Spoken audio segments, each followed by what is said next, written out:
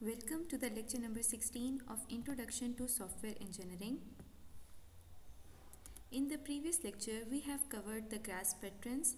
In these patterns, high cohesion, controller, polymorphism, pure fabrication, indirection, and control variation were studied. In today's lecture, we will start chapter number 8, that is regarding the software testing.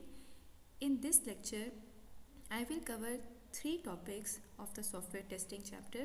The first is program testing, second topic is development testing, and in the development testing we will study unit testing. So let's start. The first topic is program testing, and the first question that might be coming into your minds is, what is the program testing? In the program testing, you need to understand both terms. The first is testing. Testing phase implementation phase के बाद अकर होता है. अगर हम software development life cycle को एक दफ़ा दोबारा डिस्कस करें, देन यू आर फेमिलियर कि सबसे पहला फ़ेज़ रिक्वायरमेंट का है. हम कस्टमर से रिक्वायरमेंट गैदर करते हैं. रिक्वायरमेंट लेने के बाद हम उन रिक्वायरमेंट का एक डिज़ाइन क्रिएट करते हैं. डिज़ाइन को क्रिएट करने के लिए हमने अपने प्रीवियस लेक्चर्स में UML की डायग्राम्स को भी स्टडी किया है, हमने आर्किटेक्चरल पैटर्न्स भी स्टडी किए हैं, और उसके अलावा हमने ग्रास पैटर्न्स को भी कवर किया है. The next phase is implementation phase, जिसमें कोई भी प्रोग्राम या डेवलपर एक पर्टिकुलर लैंग्वेज को, प्रोग्रामिंग लैंग्वेज को यूज़ करते हुए, चाहे वो पाइथन है, C++ है, जावा है या कोई और है, एक प्रोग्राम को डेवलप करेगा. और डेवलप करने के बाद यूज़र को देने से पहले जो फेज़ इंक्लूड होता है वो टेस्टिंग है. टेस्टिंग हम इसलिए करते हैं ताकि यूज़र को जब हम प्रोडक्ट दे रहे हैं वो उसकी रिक्वायरमेंट को मीट कर रही हो. हम इसको एक दफ़ा चेक कर लेते हैं कि हमारा सिस्टम ठीक काम कर रहा है या नहीं. अब ये वो सॉफ्टवेयर टेस्टिंग फ़ेज़ है जिसको हम इस चैप्टर में स्टडी करेंगे. और दूसरी चीज़, अब इस सॉफ्टवेयर टेस्टिंग की बहुत सी कैटेगरीज़ हैं, या इसकी कुछ हमने ऑर्गेनाइज्ड फॉर्म में इसको डिवाइड कर लिया है डिफरेंट कैटेगरीज़ के अंदर. तो जो सबसे पहला टॉपिक है यहाँ पर वो प्रोग्राम टेस्टिंग है, या जो एक ब्रॉडर लेवल पर हम बात करते हैं, एक जनरल लेवल पर बात करते हैं, that is the program testing. Program क्या है? प्रोग्राम एक सेट ऑफ इंस्ट्रक्शंस हैं जो कि लिखी जाती हैं एक पर्टिकुलर फंक्शनैलिटी को अचीव करने के लिए. तो जब हम एक प्रोग्राम को टेस्ट करेंगे, वो फेज़ हमारे पास प्रोग्राम टेस्टिंग कहलाता है. Now let's see what is written in the slide. The first point is testing is intended to show that a program does what it is intended to do and to discover program defects before it is put into the use. तो एक programme जो एक particular functionality को achieve करने के लिए लिखा गया था, हम उसे टेस्ट करेंगे कि क्या वो वही फंक्शनैलिटी अचीव कर रहा है या नहीं. अगर तो वो कर रहा होगा, टेस्ट पास हो जाएगा. अगर वो ये फंक्शनैलिटी अचीव नहीं कर रहा तो वो टेस्ट फेल हो जाएगा, और दोबारा से जो आपका इम्प्लीमेंटेशन या प्रोग्राम राइटिंग वाला फेज़ है वो दोबारा से किया जाएगा. और दूसरा पॉइंट कि अगर उस प्रोग्राम में जो भी डिफेक्ट्स होंगे उनको आइडेंटिफाई किया जाएगा. ये डिफेक्ट्स क्या होते हैं और किस तरह से इन्हें आइडेंटिफाई किया जाता है, ये हम आगे नेक्स्ट स्लाइड्स में देखेंगे. The second point is you check the results of the test run for errors, anomalies और information about the programs non functional attribute. अब जब हम कोई भी टेस्ट परफॉर्म करते हैं प्रोग्राम के लिए, तो हम उसमें एरर आइडेंटिफाई करते हैं. एरर कोई भी ह्यूमन मिस्टेक की वजह से अकर होता है, तो हमने आइडेंटिफाई करना है कि क्या ह्यूमन मिस्टेक है जो यहाँ पर की गई है जिसकी वजह से आपका प्रोग्राम, आपके प्रोग्राम की जो टेस्टिंग है वो पास नहीं हो सकी. तो ये गोल है आपकी प्रोग्राम टेस्टिंग का. इसके अलावा एक और पॉइंट जो यहाँ पे बड़ा इंटरेस्टिंग है कि आपके प्रोग्राम के अंदर जो नॉन फंक्शनल एट्रीब्यूट्स हैं उनको भी प्रोग्राम टेस्टिंग के अंदर कवर किया जाता है या टेस्ट किया जाता है. नॉन फंक्शनल एट्रीब्यूट से आप सब लोग फेमिलियर हैं. The one example is security. अगर हमने एक सिस्टम इम्प्लीमेंट किया है या कोई एप्लीकेशन बनाई है और हमने उसकी सिक्योरिटी को टेस्ट करना है, चेक करना है, तो वो एक फंक्शनैलिटी भी हम प्रोग्राम टेस्टिंग के थ्रू चेक कर सकते हैं. The next point is program testing can reveal the presence of errors, not their absence. जब हम प्रोग्राम टेस्टिंग परफॉर्म करते हैं तो उसमें हमें जो एरर एग्जिस्ट कर रहे होंगे, जो एरर्स प्रेजेंट हैं, हमें उनके बारे में पता चलता है. जो एरर हैं ही नहीं या जो एरर आप उनकी एब्सेंस के बारे में आपको आइडिया नहीं होगा. Then in this slide we are going to study the program testing goal. What is the goal of program testing or why the program testing is performed? The first point is it demonstrates to the developer and the customer that the software meets its requirement. Customer ने हमसे software क्यों बनवाया था? क्योंकि उसकी कुछ requirements थी. तो हम क्या करेंगे कि हम उसकी हर रिक्वायरमेंट के अगेंस्ट एटलीस्ट एक यूज़ केस बनाएंगे, एक टेस्ट केस बनाएंगे, जिसे हम इम्प्लीमेंट करेंगे, जिसे हम टेस्ट करेंगे. ठीक है, तो यहाँ पर होगा ये कि कस्टमर की जितनी भी रिक्वायरमेंट्स हैं उनके हम टेस्ट केसेस बना के उसे हम चेक करेंगे, उसे हम टेस्ट करेंगे.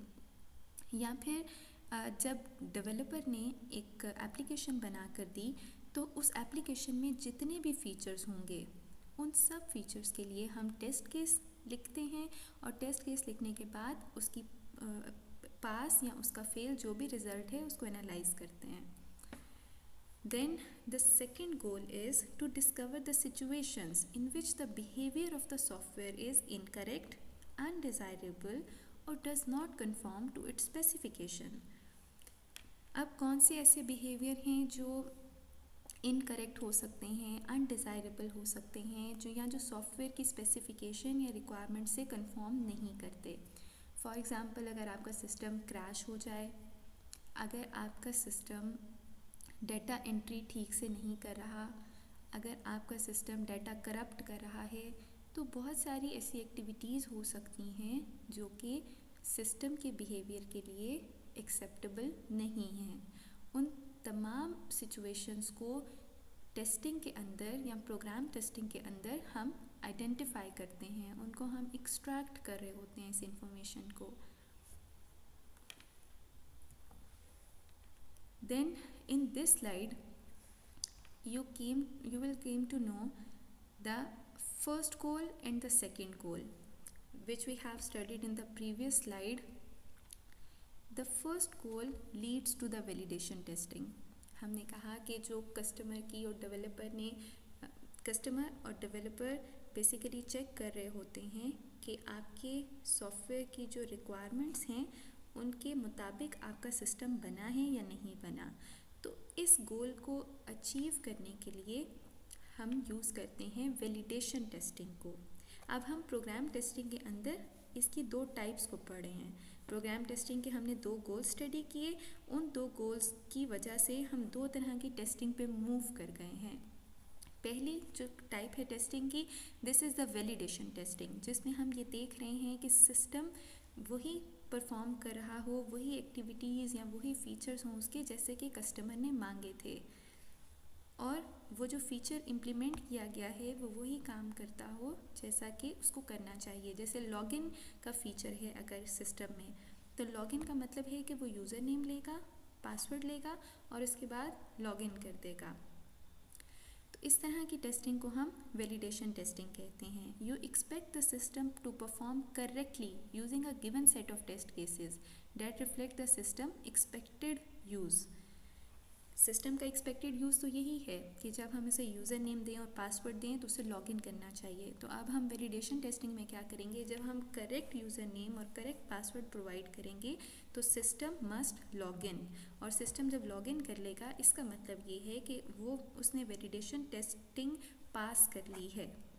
सिस्टम को जो एक्सपेक्टेड यूज़ था उसका, जिसके लिए उसको बनाया गया था, जो कस्टमर की रिक्वायरमेंट थी उसके मुताबिक वो करेक्टली परफॉर्म कर रहा है. और ये क्यों की जाती है वैलिडेशन टेस्टिंग? वैलिडेशन टेस्टिंग इसलिए की जाती है ताकि वही पिछला वाला गोल जो हमने लास्ट स्लाइड में मेंशन किया था वो यहाँ पर दोबारा से आपको नज़र आएगा कि डेवलपर और कस्टमर की जो बेसिकली जो रिक्वायरमेंट कस्टमर की थी और जो डेवलपर थी उसके मुताबिक आपका सिस्टम बिहेव कर रहा है। उसको रिप्रेजेंट करने के लिए या इस गोल को अचीव करने के लिए वैलिडेशन टेस्टिंग परफॉर्म की जाती है। उसके बाद हमने लास्ट स्लाइड में जब हम प्रोग्राम टेस्टिंग के गोल पढ़े थे तो हमने सेकंड गोल डिस्कस किया, जहाँ पर हमने देखा कि हम सिस्टम के इनकरेक्ट बिहेवियर को आइडेंटिफाई करते हैं। अब जब हम किसी भी सिस्टम के इनकरेक्ट बिहेवियर को आइडेंटिफाई करेंगे तो इसको परफॉर्म करने के लिए we use defect testing. Defect testing हम यूज़ करते हैं और डिफेक्ट टेस्टिंग का मतलब ये है the test cases are designed to expose defects. The test cases in defect testing can be deliberately obscure and need not reflect how the system is normally used. अब जब login वाली example को हम defect testing पे apply करके देखें तो ऐसा पॉसिबल है कि यूज़र ने जब कोई यूज़र नेम एंटर करना चाहा तो बाय मिस्टेक उससे ठीक एंटर नहीं हो सका, कोई एक वर्ड मिस हो गया या कोई एक वर्ड 2 बार एंटर हो गया। हम इस तरह की इनपुट जो हैं वो हम सिस्टम को प्रोवाइड करते हैं और हम सिस्टम का बिहेवियर चेक करते हैं। इसका गोल क्या है? इसका गोल ये है कि हम a successful test is a test that make the system perform incorrectly and so expose a defect in the system. हम सिस्टम का इनकरेक्ट बिहेवियर यहाँ पर ऑब्जर्व करेंगे और देखेंगे कि सिस्टम में क्या डिफेक्ट है। अब डिफेक्ट टेस्टिंग की एक एग्जांपल यहाँ पर इस तरह भी आप ले सकते हो। लेट्स से एक सिस्टम बना ऑनलाइन पेमेंट के लिए। उस ऑनलाइन पेमेंट के सिस्टम में पेमेंट वाया डेबिट कार्ड की ऑप्शन थी, लेकिन जब उसको क्लिक किया गया तो वो डेबिट कार्ड की इंफॉर्मेशन पिक नहीं कर रहा या डेबिट कार्ड का नंबर जब एंटर करना चाहिए वो ये एंटर नहीं कर रहा। तो इसका मतलब ये है कि आपके सॉफ्टवेयर में डिफेक्ट है। ये एक सॉफ्टवेयर का डिफेक्ट आइडेंटिफाई हो रहा है और ये एक ह्यूमन एरर है, क्योंकि जहाँ पर डेबिट कार्ड की इंफॉर्मेशन विजिबल होनी चाहिए थी कस्टमर को, वो विजिबल नहीं है। So now we are going to discuss verification versus validation, which is very important concept in the testing. The verification concept says, are we building the product right? Are we building the product right mean the software should conform to its specification. यानी customer ने जो requirements मांगी थी, जो specifications उसने provide की थी, हम सॉफ्टवेयर बिल्कुल उसके मुताबिक बना रहे हैं। ये फेज़ वेरिफिकेशन फेज़ कहलाता है।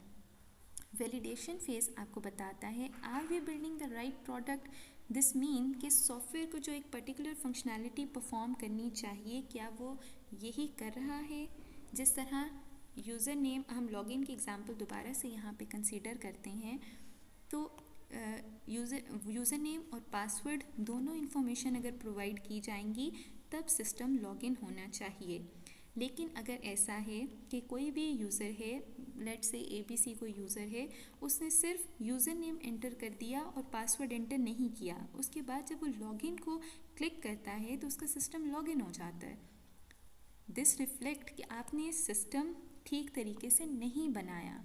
ये सिस्टम की वैलिडेशन हो रही है, जिसमें हमने ये देखना है कि क्या हमने राइट प्रोडक्ट बनाई है या नहीं। अब ये तो एक राइट वैलिडेशन जब हम इसकी करेंगे लॉगिन वाली फेज़ की, जैसी एग्जांपल मैंने आपको दी है, इसका मतलब ये है कि एक राइट प्रोडक्ट नहीं बनी और सॉफ्टवेयर ने वो काम नहीं किया जो कि यूज़र को रिक्वायर था या जो उसको करना चाहिए था। Aim of verification and validation is to establish the confidence that system is fit for purpose. एक ऐसा सिस्टम जो हम यूज़र को बना के देंगे और वो फिट फॉर पर्पस नहीं होगा तो उस सिस्टम का कोई भी फ़ायदा नहीं है। जब हम वैलिडेशन और वेरिफिकेशन टेस्टिंग फेज़ के अंदर परफॉर्म करते हैं तब हम कॉन्फिडेंस बिल्ड कर रहे हैं कि जो सिस्टम हमने बनाया है this is fit for the purpose. Now let's move ahead. We are here at two types of verification strategies. The first is static verification and second is dynamic verification.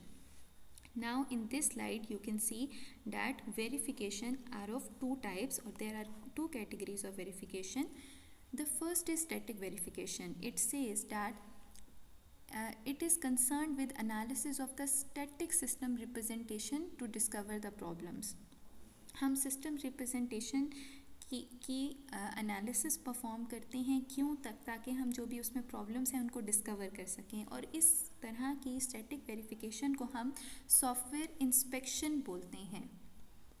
इस verification का के लिए जो term use की जाती है, this is software inspection.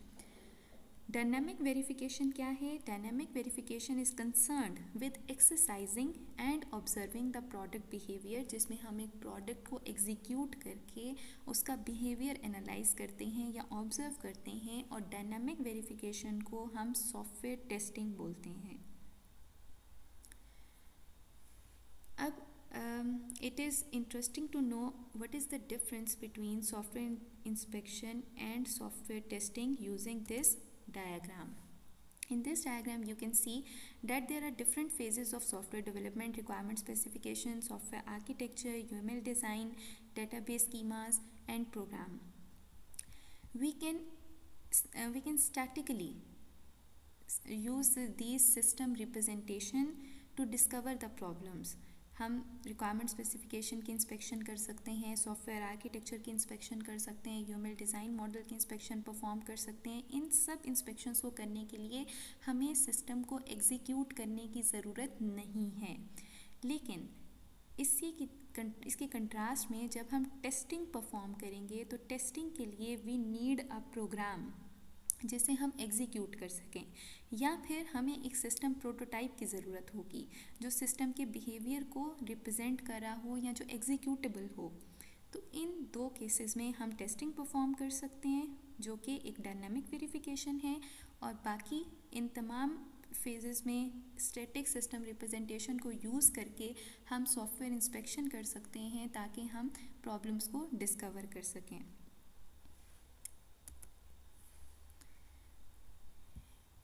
So in this slide you can you will again see the two important concepts, which is inspection and testing. Inspection and testing are complementary and not opposing verification techniques. These go side by side. ऐसा नहीं है कि हम सिर्फ inspection perform करेंगे तो हमें testing की ज़रूरत नहीं होगी, और हम टेस्टिंग परफॉर्म करेंगे तो हमें इंस्पेक्शन की ज़रूरत नहीं होगी। Both should be used during the verification and validation process. Validation और verification process में हम सॉफ्टवेयर इंस्पेक्शन और टेस्टिंग को यूज़ करते हैं। Inspection can check conformance with the specification but not conformance with the customer's real requirements. जितनी भी specification documented होंगी उनके बारे में इंस्पेक्शन फेज़ में चेक किया जा सकता है, लेकिन sometimes the specification differ from the customer's real requirements. तो इंस्पेक्शन फेज़ कभी भी कस्टमर से इंटरैक्ट नहीं कर रहा, कस्टमर की रियल रिक्वायरमेंट्स को नहीं देख रहा, जो स्पेसिफिकेशन उसके पास एग्जिस्ट कर रही हैं उन्हीं को देखकर इंस्पेक्शन की जा रही है। Inspections cannot check non-functional requirements such as performance, usability. Performance तो हम किसी सिस्टम की तब ऑब्जर्व कर सकते हैं जब हम उस सिस्टम को एग्जीक्यूट करेंगे। जब हम एक सिस्टम को एग्जीक्यूट नहीं कर रहे तो उसकी नॉन फंक्शनल कैरेक्टरिस्टिक को एनालाइज करना या ऑब्जर्व करना मुश्किल है या पॉसिबल नहीं है। इसी वजह से इंस्पेक्शन नॉन फंक्शनल कैरेक्टरिस्टिक को चेक नहीं कर सकती, लेकिन जब हम टेस्टिंग परफॉर्म करते हैं सॉफ्टवेयर टेस्टिंग, तो उसमें non functional characteristics such as performance, usability testing, usability या इंटरफेस से रिलेटेड जितनी भी चीज़ें हैं इनको हम चेक कर सकते हैं। In this slide you can see the software testing process. In the software testing process we design test cases. जब हमारे पास टेस्ट केसेस बन जाते हैं तो उन टेस्ट केसेस को एग्जीक्यूट करने के लिए हम टेस्ट डेटा प्रिपेयर करते हैं। टेस्ट डेटा प्रिपेयर करने का जो फेज़ है उसमें हमारे पास टेस्ट डेटा आ जाएगा। टेस्ट डेटा जब हमें मिलेगा तो हम उस प्रोग्राम को टेस्ट डेटा के साथ रन करेंगे। रन करने के बाद हमें टेस्ट रिज़ल्ट्स मिलेंगे। इन टेस्ट रिज़ल्ट को हम टेस्ट केस का जो एक्चुअल रिज़ल्ट है उसके साथ कंपेयर करेंगे। एक हमारे पास एक्सपेक्टेड आउटकम होगी और दूसरी वो आउटकम है जो कि टेस्ट रन करने के बाद हमें मिली है। इन दोनों को हम चेक करेंगे। अगर तो ये दोनों एक जैसी हैं तो सिस्टम आपका टेस्ट पास कर लेगा। अगर ये दोनों एक जैसी नहीं हैं तो इसका मतलब ये है कि सिस्टम टेस्ट फेल करेगा। इसकी बेसिस पे हम एक टेस्ट रिपोर्ट जनरेट करते हैं। तो ये वो टेस्टिंग प्रोसेस है जो कि सॉफ्टवेयर में यूज़ किया जाता है और इंस्पेक्शन प्रोसेस इससे प्रीवियस स्लाइड में हम ऑलरेडी डिस्कस कर चुके हैं। Now we are more focused on the software testing phase. The software testing has 3 stages. The first is development testing, the second is release testing, and third is user testing. What is the development testing? The answer is, in the development testing, system is tested during development to discover the bugs and defects. इस phase में जब software develop हो रहा है तब हम system को test कर रहे हैं। Release testing where a separate testing team test a complete version of the system before it is release to the user. अब जब हमने डेवलपमेंट टेस्टिंग कर ली तो डेवलपमेंट टेस्टिंग के बाद ऐसा नहीं है कि हम डायरेक्टली वो यूज़र को दे देते हैं सॉफ्टवेयर टेस्ट करने के लिए। हम दरमियान में एक और फेज़ है रिलीज़ टेस्टिंग, जिसकी वजह से हम ये इंश्योर करते हैं कि सिस्टम करेक्टली बिहेव कर रहा हो या जो उसकी रिक्वायरमेंट्स हैं कस्टमर की उनको फुलफ़िल कर रहा हो। वैलिडेशन और वेरिफिकेशन हम रिलीज़ टेस्टिंग में परफॉर्म करते हैं। और थर्ड फेज़ है यूज़र टेस्टिंग। यूज़र टेस्टिंग में user of the system test the system in their own environment. अब आपका सिस्टम यूज़र के इन्वायरमेंट पे गया है, डिप्लॉय किया है और वहाँ पर यूज़र इसको टेस्ट करेगा कि क्या ये सिस्टम ठीक है या जो रिक्वायरमेंट्स यूज़र को चाहिए थी उसके मुताबिक काम कर रहा है या नहीं। So we will cover these 3 stages in this lecture and in the next lecture. The first stage of software testing is development testing. In the development testing, all testing activities that are carried out by the team developing the system are unit testing, component testing and system testing. So again the development testing is divided into 3 categories. We will study these 3 categories. The first is unit testing. Unit testing is the process of testing individual component in isolation. Let's say एक system है, हम करीम की example ले लेते हैं। करीम application में एक individual component जैसे कि ड्रॉप ऑफ लोकेशन, जब ये प्रोग्राम इम्प्लीमेंट हो गया तो सिर्फ इस एक पर्टिकुलर फंक्शनैलिटी के लिए टेस्टिंग की गई। इस तरह की टेस्टिंग को जो किसी इंडिविजुअल कंपोनेंट की आइसोलेशन में परफॉर्म की जाती है उसे हम यूनिट टेस्टिंग कहते हैं। अब ये क्यों की जाती है? ताकि हमें उसमें जितने भी डिफेक्ट्स थे उनको आइडेंटिफाई किया जा सके। और यूनिट क्या क्या चीज़ें हो सकती हैं? इंडिविजुअल फंक्शंस और मेथड्स किसी भी ऑब्जेक्ट के अंदर, या फिर कोई ऑब्जेक्ट क्लास है जिसके अंदर बहुत सारे एट्रीब्यूट्स और मेथड्स एग्जिस्ट कर रहे हैं, ये भी एक यूनिट के तौर पर एक्ट करता है। हम इसको टेस्ट कर सकते हैं। जिस तरह अब करीम की एप्लीकेशन में जो ड्रॉप ऑफ लोकेशन है वो एक ऑब्जेक्ट क्लास होगी, या पिकअप लोकेशन एक ऑब्जेक्ट क्लास है, और कैप्टन एक ऑब्जेक्ट क्लास है, यूज़र एक ऑब्जेक्ट क्लास है जिसमें कुछ एट्रीब्यूट्स होंगे, उसके कुछ मेथड्स होंगे। यूज़र का मेथड ये है कि वो पिकअप लोकेशन ऐड कर सकता है, वो ड्रॉप ऑफ लोकेशन ऐड कर सकता है।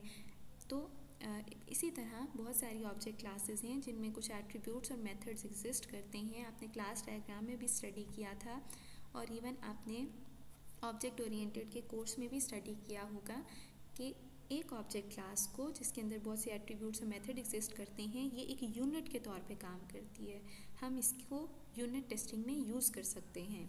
Then the third thing which is written here, it is composite components with defined interfaces used to access their functionality. कोई भी composite components हैं जिनकी कोई एक defined interface हो, उसको भी हम unit consider करते हैं और उसको भी हम test कर सकते हैं.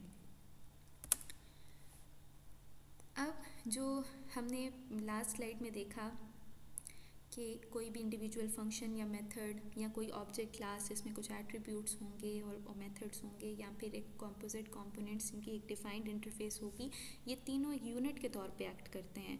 इन तीनों को हम टेस्ट कर सकते हैं. इन तीनों में से हम ऑब्जेक्ट क्लास को यहाँ पर डिस्कस कर रहे हैं. जब हम ऑब्जेक्ट क्लास टेस्टिंग करते हैं, जिस तरह आपको नज़र आ रहा है कि ये क्लास है स्टूडेंट की जिसमें 2 एट्रीब्यूट्स हैं, इसका नेम, ग्रेड, और 2 मेथड्स आपको नज़र आ रही हैं, 2 operation, gate name, print grade. जब हम इस तरह की क्लास की या ऑब्जेक्ट क्लास की टेस्टिंग करेंगे तो कौन कौन सी एक्टिविटीज़ यहाँ इन्वॉल्व हो सकती हैं. The first activity is testing all the operation associated with in an object. हम गेट नेम को भी टेस्ट करेंगे, हम प्रिंट ग्रेड को भी टेस्ट करेंगे कि ये दोनों ऑपरेशंस काम कर रहे हैं या नहीं कर रहे ठीक से. Setting and interrogating all the object attributes. हम इन ऑब्जेक्ट एट्रीब्यूट्स को देखते हैं कि ये स्ट्रिंग वैल्यू ले रहा है, अगर हम इसको इंटीजर वैल्यू दे दें तो क्या होगा, या ग्रेड में अगर फ्लोटिंग वैल्यू किसी स्टूडेंट ने ऐड करनी हो तो इस क्लास का क्या बिहेवियर होगा. तो इस तरह के डिफरेंट एट्रीब्यूट से रिगार्डिंग हम टेस्टिंग परफॉर्म कर सकते हैं. And the third thing which involves in the object class testing is exercising the object in all possible states. जितनी भी पॉसिबल स्टेट्स इसकी होंगी उसमें हम इस क्लास को टेस्ट करेंगे कि लेट से हम यूँ भी कह सकते हैं कि कितने स्टूडेंट्स होंगे जो इस क्लास को एक्सेस कर सकते हैं, या फिर हम यूँ कह सकते हैं कि स्टूडेंट क्लास को कितनी क्लासेस एक्सेस कर सकती हैं. जब ये किसी और जगह पे किसी क्लास के साथ इंटरैक्ट करेगी ये क्लास, तो इसका बिहेवियर क्या होगा. तो हम तमाम पॉसिबल स्टेट एक स्टूडेंट क्लास की या एक ऑब्जेक्ट क्लास की डिटरमिन करते हैं. Again, here you can see the example of bank account object class where 2 attributes are present, account number, total balance, and there are 3 operations which a user can perform: deposit, withdraw, and get balance. So what can be a test case? And you can see the class is account. The operations are user can open account, set up account, deposit, withdraw, balance, summarise, credit limit, close. ये सब वो possible operation है जो एक bank account की class के साथ associated हो सकते हैं. कुछ तो यहाँ पे लिखे हैं और कुछ यहाँ पर ऐसे मेंशन किए हैं जो क्लास के अंदर तो नहीं लिखे, लेकिन ये ऑपरेशन परफॉर्म हो सकते हैं. अब इसके लिए अगर हमें एक टेस्ट केस बनाना हो तो हम किस तरह से इस बैंक अकाउंट पे यूनिट टेस्टिंग को परफॉर्म कर सकते हैं. हम क्या करेंगे कि हम ओपन पे जाएंगे, देन सेटअप, डिपॉजिट करेंगे कुछ मनी, विड्रॉ, और उसके बाद क्लोज कर देंगे. हम ये इस टेस्ट केस को स्टडी करते हैं कि क्या इस यूनिट टेस्टिंग के लिए या इस एक पर्टिकुलर यूनिट के लिए ये टेस्टिंग ठीक से हो रही है या नहीं हो रही. अगर तो ये सीक्वेंस ठीक चलेगा, इसका मतलब ये है कि आपकी क्लास ठीक काम कर रही है. अगर ये सीक्वेंस नहीं होगा ठीक, तो इसका मतलब ये है कि आपकी क्लास ठीक से काम नहीं कर रही, या उसमें ये सीक्वेंस उसको फॉलो करना चाहिए था जो हमने लिखा है, और ये क्लास कैपेबल नहीं है इस सीक्वेंस को फॉलो करने के. और इस तरह के मुख्तलिफ टेस्ट केसेस हम डिराइव कर सकते हैं. Then we have automated testing. Whenever possible, unit testing should be automated so that tests are run and checked without manual intervention. अब हम यूनिट टेस्टिंग वाली बात को ही डिस्कस कर रहे हैं मज़ीद इससे आगे, और उसमें हम ये बताने की कोशिश कर रहे हैं कि यूनिट टेस्टिंग को ऑटोमेट जब भी पॉसिबल हो तो कोशिश ये की जाती है कि यूनिट टेस्टिंग को ऑटोमेट किया जाए. अब ऑटोमेट करने से क्या होगा, टाइम सेव हो जाएगा, मैनुअल एफर्ट नहीं करनी पड़ेगी. In automated unit testing you make use of the test automation framework. बहुत से फ्रेमवर्क इसके लिए एग्जिस्ट करते हैं, such as JUnit to write and run your program test, जिसमें क्या होता है कि आपके जो यूनिट्स होंगे उनके लिए वो टेस्ट रन करेंगे और इवन राइट भी करेंगे। तो ऑटोमेटेड टेस्टिंग परफॉर्म की जाती है यूनिट टेस्टिंग के लिए। इसके अलावा एक और टेक्निक जो कि यूनिट टेस्टिंग में यूज़ होती है, this is the partition testing. Partition testing को स्टडी करते हैं हम इस स्लाइड में। Input data and output results often fall into different classes where all members of the class are related. In simple terms कि हर system के लिए एक इनपुट रिक्वायर होती है और एक आउटपुट वो सिस्टम प्रोड्यूस करता है। अब ये इनपुट और आउटपुट वैल्यूज़ जो हैं ये डिफरेंट, हमने इनकी डिफरेंट पार्टीशंस बना दी हैं। हमने इसको डिवाइड कर दिया है इक्विवेलेंट क्लासेस के अंदर। Each of these classes is an equivalence partition और domain where the program behave in an equivalent way. अब जो भी एक क्लास हम बना रहे हैं या जो एक इक्विवेलेंट पार्टीशन हम बना रहे हैं, उस पूरी पार्टीशन में सिस्टम एक ही तरह का बिहेव करेगा। लेट्स अज्यूम कि एक सिस्टम इनपुट ले रहा है 1 से 1000 नंबर तक। So it is practically not possible कि आप 1000 वैल्यूज़ एंटर करके सिस्टम को चेक करें।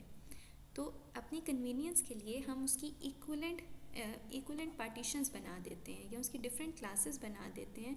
लेट्स से 1 से 100 तक हमने एक क्लास बना दी, 100 से 500 तक एक क्लास बना दी और 500 से 1000 तक हमने एक क्लास बना दी। और हम ये अज्यूम करते हैं कि सिस्टम इन पार्टीशंस में एक ही तरह का, एक ही जैसा बिहेव करेगा। Test case should be chosen from each partition, और हर पार्टीशन से एक टेस्ट केस चूज़ कर लिया जाता है। बजाय इसके कि हम 1000 टेस्ट केसेस लिखें, हम डिफरेंट पार्टीशंस बना देते हैं, 5 पार्टीशंस या 10 पार्टीशंस, और हर पार्टीशन के अगेंस्ट सिर्फ एक टेस्ट केस हम जनरेट करते हैं। Now here is a graphical representation of equivalence partitioning, जिसमें input को different partitions में divide किया है, then it goes to the system and your output is also partitioned in different classes. Here are the examples. If the system accept the different inputs, तो हम क्या करेंगे, हम let's say your system accept the input between 4 and 10, तो हम between 4 and 10 की एक class बना देंगे, less than and 4 की एक क्लास बनाएंगे और more than 10 की एक क्लास बना देंगे। अब more than 10 और less than 4 तो invalid टेस्ट केसेस हो गए, लेकिन between 4 and 10 valid test cases हो जाएंगे। बजाय इसके कि हम इतनी सारी less than 4 के लिए, 4 से 10 के लिए और more than 10 के लिए डिफरेंट टेस्ट केसेस लिखते, हम सिर्फ एक टेस्ट केस लिखेंगे इस पार्टीशन को चेक करने के लिए, दूसरा टेस्ट केस इस पार्टीशन को चेक करने के लिए और तीसरा टेस्ट केस इस पार्टीशन को चेक करने के लिए।